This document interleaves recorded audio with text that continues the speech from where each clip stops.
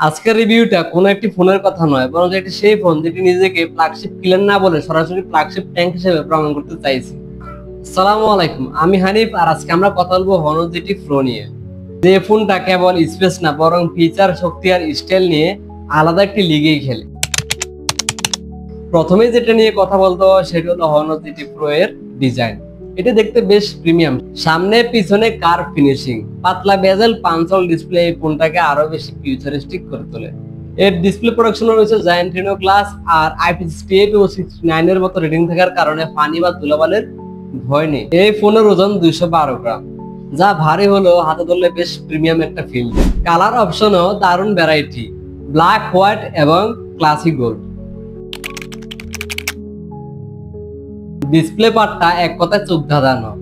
আমরা এখানে পাচ্ছি 6.78 ইঞ্চির একটি এলটিভি অ্যামোলেড ডিসপ্লে, যার রেজোলিউশন 1224x2800 পিক্সেল আর 437 পিপিআই ডেনসিটি, যা দেখে মিডিয়া কনজাম্পশন হবে পিওর সিনেমাটিক। আর হ্যাঁ, এই ফোনের ডিসপ্লে পিক ব্রাইটনেস যেতে পারে 6000 নিটস পর্যন্ত, মানে সরাসরি রোদেও ক্লিয়ার।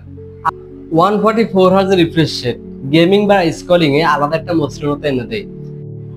HDR10 বাসের সাপোর্ট থাকায় নেটফ্লিক্স, ইউটিউবে ভিজুয়ালি কন্টেন্ট আপনি দেখতে আরো প্রাণবন্ত লাগে। এবার যদি আমরা এই ফোনের পারফরমেন্স সেকশনে আসি, তাহলে এখানে হনর ব্যবহার করেছে কোয়ালকম স্ন্যাপড্রাগন 8 এলিট, যেটি 3 ন্যানোমিটার প্রসেসর তৈরি, সাথে 12GB র্যাম এবং Adreno 830 এর মতো জিপিইউ। কোয়ালকম স্ন্যাপড্রাগন 8 এলিট 2025 সালে এখন কিন্তু সর্বোচ্চ পাওয়ারফুল চিপ, যেটি আমরা স্যামসাং S25 আলট্রাতে ব্যবহার হতে দেখেছি। তাই আপনারা এই চিপ থেকে সর্বোচ্চ লেভেলের পারফরমেন্স, ভিডিও এডিটিং, গেমিং সবকিছুই স্মুথলি রান করতে পারবেন। সাথে UFS 4.1 এর মতো স্টোরেজ থাকায় ফাইল ট্রান্সফার, অ্যাপ ওপেনিং সবকিছুই হবে লাইটিং ফাস্ট।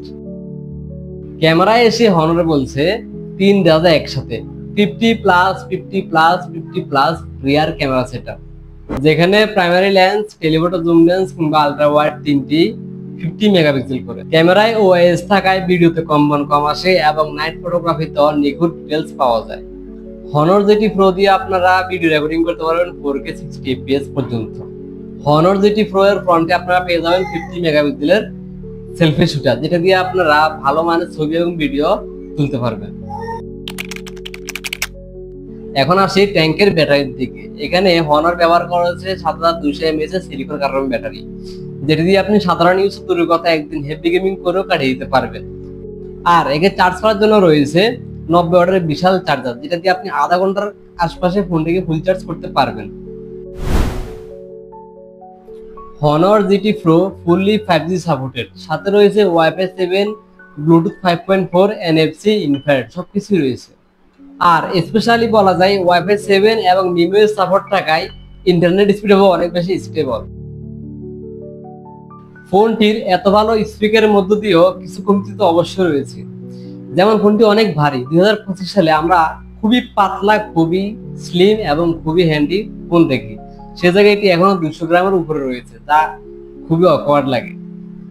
এবং এই ফোনে আপনারা কোনো মেমোরি কার্ড স্লট পাচ্ছেন না, ওই জায়গায় আপনাকে অবশ্যই কনসিডার করতে হবে। তবে আমার মনে হয় যে আসলে 2025 সালে কারো মেমোরি কার্ড স্লট লাগে, কারণ এখনকার ফোনগুলা 256GB থেকে শুরু করে 1TB পর্যন্ত হয়ে থাকে storage type. Honor GT pro ফোনটি চায়নাতে লঞ্চ হলেও বাংলাদেশে আসার এখনো কোনো নামগন্ধ নেই, তাই এটি অবশ্যই একটা আনঅফিসিয়াল ফোন, যেটি আপনারা মার্কেটে এই মুহূর্তে 70 থেকে 75 হাজার টাকার মধ্যেই পেয়ে যাবেন।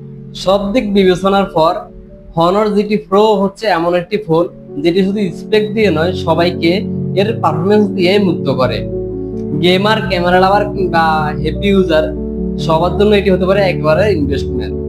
70 থেকে 73 হাজার টাকার আশপাশে ফোনটি হতে পারে আপনার জন্য একটি বেস্ট অপশন, কারণ স্যামসাং S25 আলট্রাতে আমরা 8 এলিট ব্যবহার করতে দেখেছি, কিন্তু যার দাম লাখ টাকার উপরে।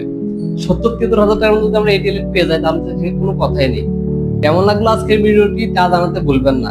দেখা হবে পরের ভিডিওতে, সে পর্যন্ত ভালো থাকবেন, সুস্থ থাকবেন। আল্লাহ হাফেজ।